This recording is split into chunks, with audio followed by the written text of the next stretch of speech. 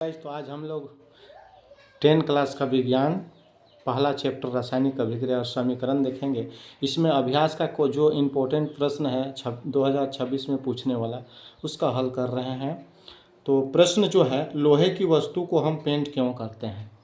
बात सही है, जेन्युइन देखते हैं। लोहा का वस्तु को हम लोग पेंट करते ही हैं, लेकिन उसका वजह क्या है पेंट करने का, उसको बताना है हम लोग को। तो पहले देखेंगे, लोहे की वस्तु नमी तथा आर्द्र के संपर्क में आता है। लोहा का से जो वस्तु बना हुआ है वो नमी या तो आर्द्र के संपर्क में आएगा तो वह जंग लग जाता है, काले भूरे रंग का हो जाता है, जंग लग जाता है। जंग से बचने के लिए हम लोहे की वस्तु को क्या करते हैं, पेंट करते हैं। जंग से बचने के लिए हम लोहे की बनी वस्तु को क्या करते हैं, पेंट करते हैं। बिल्कुल समझ में आ गया होगा। अगला प्रश्न जो है सरल भाषा में लिख दिए हैं। तेल तथा वसायुक्त खाद्य पदार्थों को नाइट्रोजन से युक्त किया जाता है या प्रभावित किया जाता है। मतलब तेल से या वसायुक्त खाद्य पदार्थ, जो भी तेल से बना हुआ खाद्य पदार्थ है, उसको हम नाइट्रोजन से कैसे प्रभावित करते हैं। क्या वजह है नाइट्रोजन से प्रभावित करने का। जैसे कुछ कुरकुरे हुआ, चिप्स हुआ, ये सब होता है, पैकेट में आता है, इसको नाइट्रोजन से प्रभावित करके डालते हैं। तो किस लिए देखते हैं।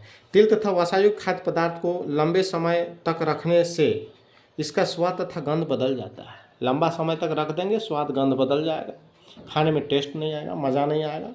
तो इसका स्वाद और गंध भी बदल जाएगा, खराब खराब महकेगा, जिससे पदार्थ खाने योग्य नहीं रहता। स्वाद गंध बदल जाएगा, खाने योग्य नहीं रहेगा। अतः खराब होने से बचने के लिए हम नाइट्रोजन से क्या कर देते हैं, प्रभावित करते हैं, ताकि न सड़े और सुरक्षित रहे। अगला जो प्रश्न है देखते हैं, अगला प्रश्न क्या है। अगला जो प्रश्न है हम लोग के लिए देखते हैं। वायु में जलने से पहले, हवा में जलने से पहले मैग्नीशियम रिबन को क्यों साफ किया जाता है। हवा में जलने से पहले मैग्नीशियम रिबन को साफ क्यों करते हैं, क्या वजह है। वायु में जलने से पहले मैग्नीशियम रिबन या फीता को साफ किया जाता है। बात सही है।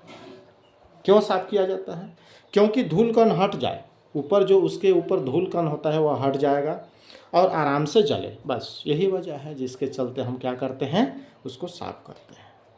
तो बिल्कुल अपना शब्द में है, सरल है, सटीक है, सुंदर है, अच्छा है। आप लोग याद कर लीजिएगा, एक एक तुरंत याद हो जाएगा। अगला प्रश्न है जो इम्पोर्टेंट है।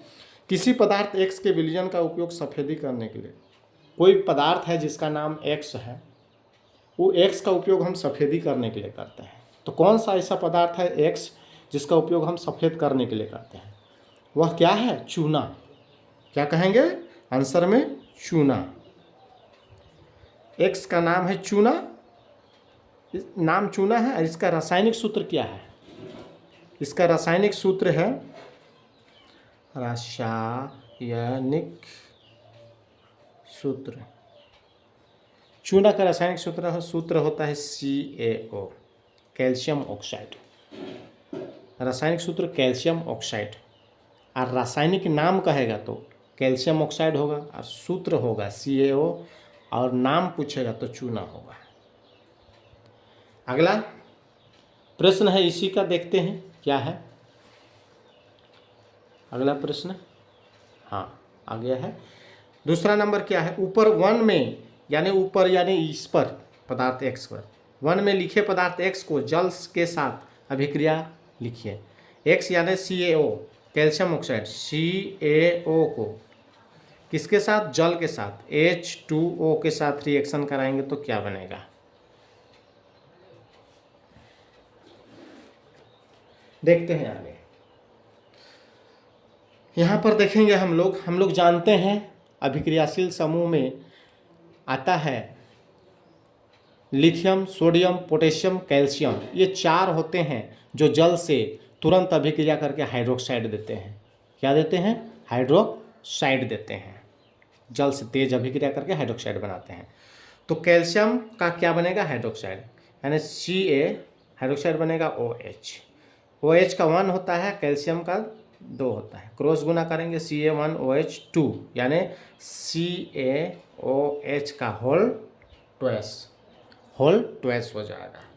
और आगे देखेंगे आगे क्या होगा इसके साथ। इसके साथ क्या होगा, ऊष्मा उत्पन्न होगी। ऊष्मा, आपको पता होगा जब बिना बुझा चूना यानी CaO को जल में डालते हैं तो उबलने लगता है और उसका जो कोई भी पात्र होता है वो पात्र को छूने से गर्म महसूस होता है, तो कैल्शियम बुझा हुआ चूना बन जाता है कैल्शियम हाइड्रोक्साइड, और उसके साथ उसको छूने से और वहाँ पर ऊष्मा निकलने लगता है, भाप जैसा, छूने से गर्म महसूस होता है, तो इस तरह से ऊष्मा उत्पन्न होती है। तो इस तरह से अभिक्रिया भी लिख दिए हैं, और यहाँ उसका नाम है चूना CaO और उसका रासायनिक सूत्र है CaO। तो इस तरह से आपको बिल्कुल समझ में आ गया। लाइक सब्सक्राइब कीजिएगा, बेल आइकन को दबाइएगा। जय हिंद।